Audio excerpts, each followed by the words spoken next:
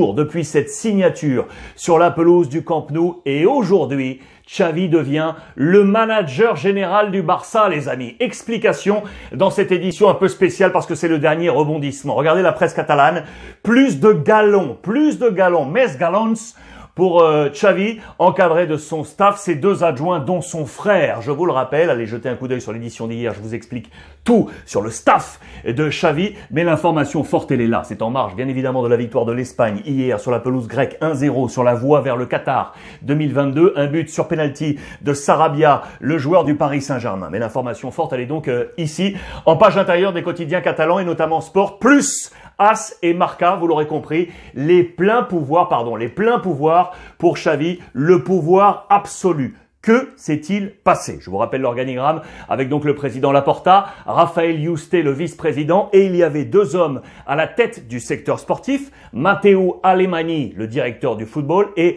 Ramon Planes, le secrétaire technique. Hier, je vous ai dit que ce dernier, Ramon Planes, venait de poser sa démission. Il décide de quitter le club. 3 années passées au FC Barcelone, c'est le président Bartomeu qui l'avait ramené. Laporta, successeur de Bartomeu, conserve Ramon Planes et le prolonge même, re-signature de contrat en avril dernier, et ce jusqu'en 2023. Mais Planes a compris qu'avec l'arrivée de Xavi, son pouvoir allait diminuer. Il préfère quitter le club et l'information est là. Laporta décide de ne pas remplacer le poste de secrétaire technique. C'est Xavi qui prend ses pouvoirs. C'est donc Xavi qui aujourd'hui va décider des entrées et des sorties au niveau du mercato. Alors comment la gestion va-t-elle être opérée avec Alemany, le directeur du football? Là est l'une des grandes interrogations. Est-ce que Alemany va quitter le FC Barcelone dans les prochains temps? Oui ou non? Vraisemblablement, il pourrait rester. En attendant, c'est donc Xavi qui devient cette sorte de manager général, vous l'aurez bien compris,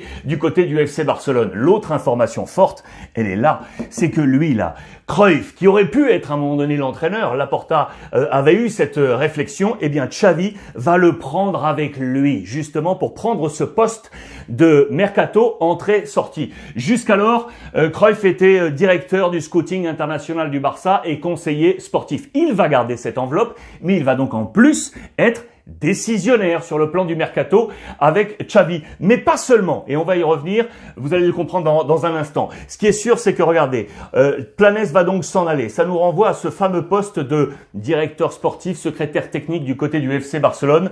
Depuis Zubizarreta et son départ en 2015, il était passé, vous le savez, du côté de l'Olympique de Marseille.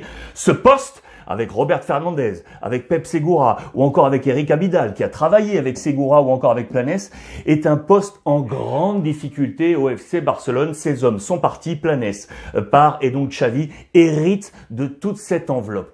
Pour accompagner Cruyff, c'est là l'autre nouveauté de la journée. Attention, on nous annonce que Xavi pourrait faire venir un adjoint pour, à ses côtés, épauler Cruyff. Et vous savez de qui on parle? On parle de Carles Puyol, la légende. Le défenseur central du FC Barcelone pourrait revenir au club comme adjoint de Xavi, adjoint de Cruyff, pour être à cette position de manager général. C'est vraiment une information très très forte dans l'organigramme du Barça. Ça nous amène à ce qui se passe sur le mercato. On va faire un point sur ce qui s'était annoncé ces derniers jours. L'information forte, elle est là, à la une de Sport, c'est que le Barça va bien tenter de faire venir 3 renforts dès cet hiver. Les noms qui sont ressortis ces derniers jours, on va les rappeler. Sterling, 26 ans, l'Anglais arrivé à City en provenance de Liverpool, c'était en 2015 pour 64 millions d'euros. Il a un contrat qui court jusqu'en 2023.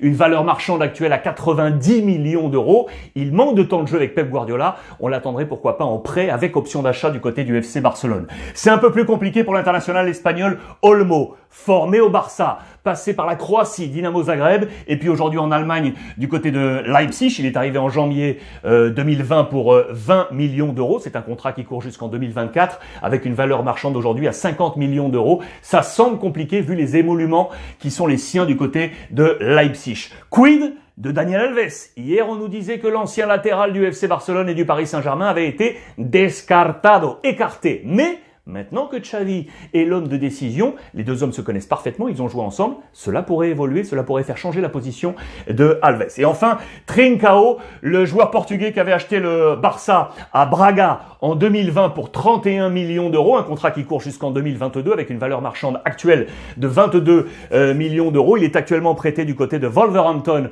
pour 6 millions d'euros. Allons-nous le faire revenir, oui ou non? Ça semble peu probable, mais ce sont les noms aujourd'hui qui sont managés par la cellule de recrutement et donc par Xavi, vous l'aurez compris, du côté du FC Barcelone. Je vous donne une dernière info côté Barça. Elle est ici, regardez. Sachez que lorsque Koeman a été évincé par le président Laporta, vraisemblablement le président aurait échangé avec ses deux adjoints, le néerlandais Alfred Schreuder et le suédois, ancienne gloire du Barça attaquant Henrik Larsson, pour éventuellement prendre l'intérim. Ces deux hommes, par loyauté avec Ronald Koeman, ont décliné l'offre du président Laporta qui a donc amené Sergi Barjuan pour monter de l'équipe B à l'équipe première avant de redescendre avec l'arrivée de Xavi. C'était une indiscrétion côté FC Barcelone. Je vous donne pour finir cette information quel est le meilleur duo offensif du Real Madrid de ces dernières décennies. Est-ce que vous avez une idée, les amis? La réponse, elle est juste là. Je vous la montre. Eh bien, elle est là. C'est monsieur Karim Benzema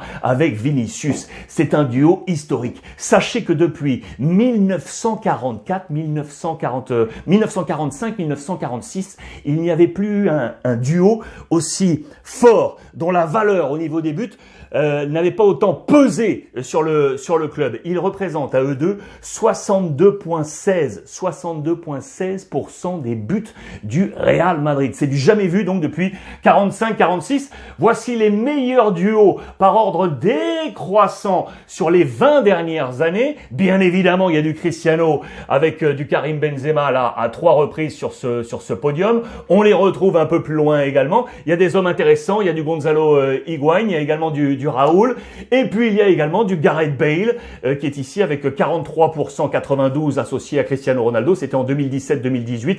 On le retrouve associé avec Karim Benzema un an plus tard pour 40%, un peu plus de 40% du potentiel offensif. Il y avait même du Sergio Ramos. Rendez-vous compte, le défenseur central du Real Madrid, ici 2019-2020, il était l'un des 2 meilleurs buteurs du Real Madrid associé à Karim Benzema. Un duo historique dans l'histoire du Real Madrid. Voilà pour toutes ces petites infos aujourd'hui. L'information principale, vous l'aurez compris, Xavi est bien devenu le manager général, c'est clair et net, du côté du FC Barcelone. Voilà pour ce point. Merci de votre fidélité, les amis, comme d'habitude. On s'accompagne sur l'ensemble des réseaux sociaux et n'oubliez pas, profitez des vôtres.